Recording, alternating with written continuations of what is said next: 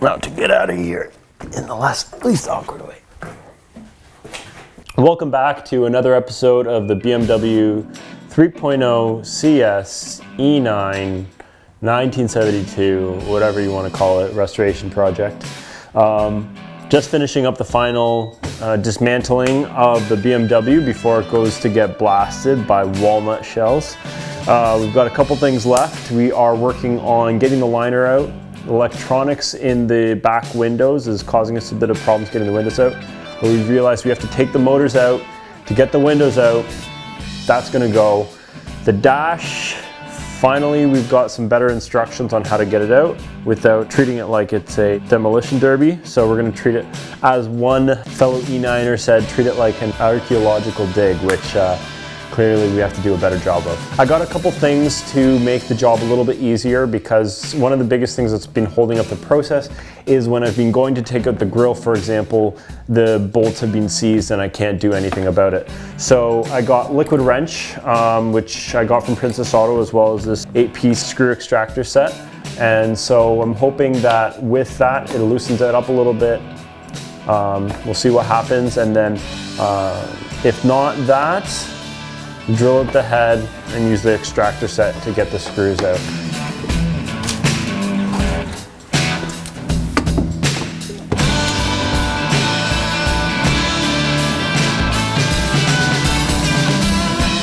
After some tinkering and reading other people's articles, I kind of figured out my own way of getting the dash off. Now, it might be different because this was pretty, it was in pretty rough shape, so a lot of the things probably, maybe, who knows, maybe some screws are missing or some things like that. Now it's just things I think should come out a lot easier, like even just to try this out, part of the air conditioning that was a lot harder to get out, boom, this comes out right away. So a lot easier. I'm gonna keep chipping away, but for tonight, that's a wrap for me. I'm gonna get back at this tomorrow.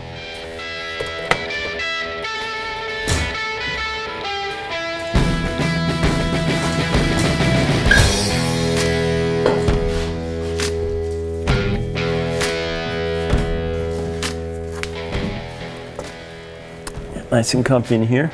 So last night, that's where that was. Okay, looking for that last night. I make a habit of every night putting away all my tools as best as I can, just because I don't like the mess. And I think if you have an unorganized workstation, it just ends up, you end up not putting as much attention to detail in with the actual project. So for me, it just helps me keep a cool head. I can reorganize myself every day, and also gives me a good habit to put sort bolts and all the parts into Ziploc bags at the end of the night. So finally got the top of the dash done last night. It was a bit of a puzzle. Obviously it was, we were taking parts off, I was taking parts off the car, and then I'd come back to the dash, couldn't figure it out, and go away and come back. What the best method for me was get the windshield off, move the leather a little bit so that I could access the screws that held the gauges in place. Got the fuel tank and the clock gauges out so that I could reach the bolts holding the wood into place, and also holding the one main bolt that holds the leather into place. And now a lot of guys that own these E9s talk about how these are very difficult dashes to get out with if you have the air conditioning unit. And that's because the air conditioning unit is right here and here, and the bolt that we need to get to is right there. So the dash went right here, speedo goes right there, and the two bolts that were really hard to get at is right here and here.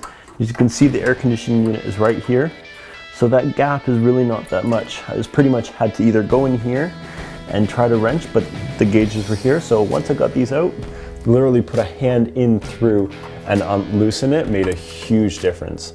So now that the dash is off, I'm just gonna get rid of the rest of the wiring harness. I'm not keeping the wiring harness because it's rotted away in some areas. So I am keeping the end pieces though. You never know if we need to makeshift a piece here and there. So if you're don't throw away the wiring harness end links.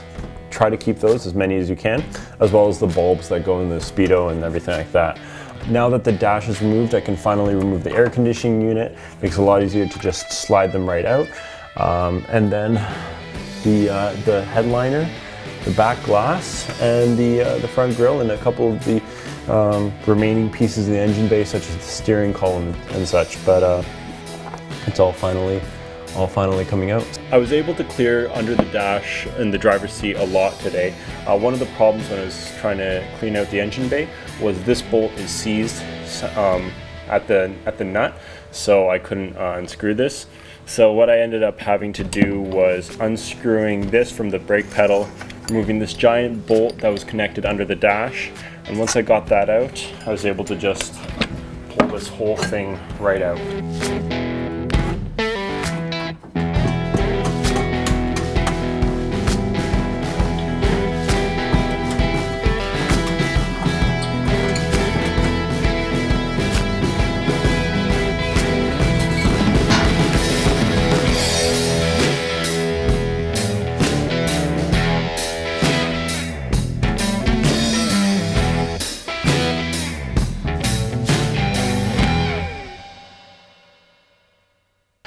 So I was able to get through a ton of the car.